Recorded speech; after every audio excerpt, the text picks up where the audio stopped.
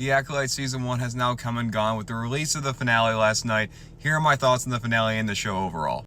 First off, I do want to say, from the very beginning, I have been a proponent of defending this show and giving it a chance. And after watching the whole story of Season 1, I'm so glad that I did because I thoroughly enjoyed the story and thoroughly enjoyed the characters and the whole show so far. I really hope we get a Season 2 at some point. I think they set everything up very well for a Season 2, while buttoning up some stories very well, while also opening up the possibility for more awesome storylines with these characters. But with the finale, the first thing that I want to talk about is this guy right here, this senator.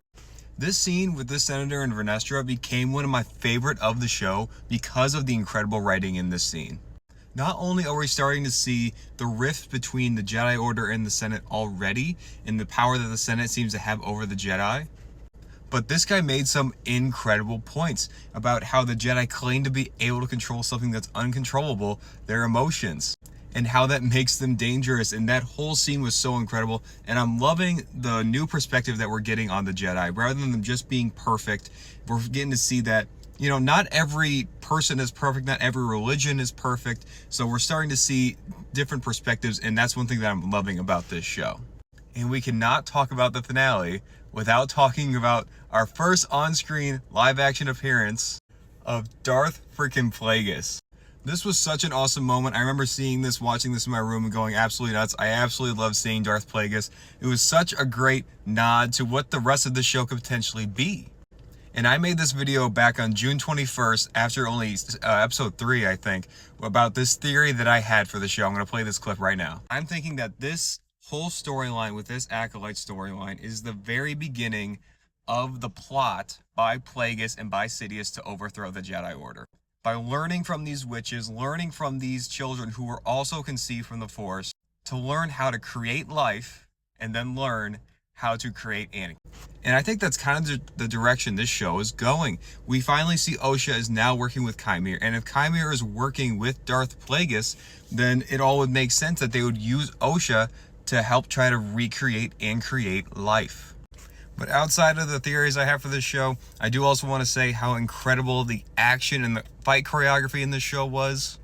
This show gave us some of the best action, some of the best lightsaber battles we've ever gotten in Star Wars, in my opinion. Chimere in his mask was so incredible. The cortosis we got to see in action was awesome in episode 5, and the fight between Sol and Chimere in the finale was awesome. And there is something about this show that reminded me of Rogue One. It's kind of becoming, in my opinion, the Rogue One, but the Jedi and Sith version of that kind of story. This connection is a little far-fetched, but hear me out for a second. Essentially, Rogue One is the story of all the people, all the rebels that were sacrificed in the attempt to get the Death Star plans to Leia so they can help overthrow the Empire, right? And the Acolyte, so far, is the story of the Jedi who were sacrificed in the whole plot by Plagueis and then eventually by Palpatine to overthrow the Jedi Order by learning how to create life and then create the Chosen One, Anakin Skywalker himself. That was just a connection that I made in my head. I think it, again, it might be a little bit too far-fetched, but I think it makes sense in my head. And the last thing I want to talk about here is how incredible the character of Sol was in this show, in my opinion. This was a new take on the Jedi protagonist that we've never really seen. It was a Jedi that is trying to do the right thing the entire time, but the entire time he is motivated by emotion, which was eventually what led to his downfall. Right before Osha basically took the life out of him, he was about to confess that he did all this because he loved her, which is exactly what you're not supposed to do as a Jedi. You're not supposed to have emotions like that. You're not supposed to get attached. But even though that happened, Sol was still a great character. I thought he was very well written. I thought the development of his character was awesome. I thought getting to see him in the backstory was also great. Just overall, such an incredible character, and he's definitely up there as one of the best Star Wars characters I've probably ever seen on screen. But anyway, that's all my thoughts on the Acolyte so far.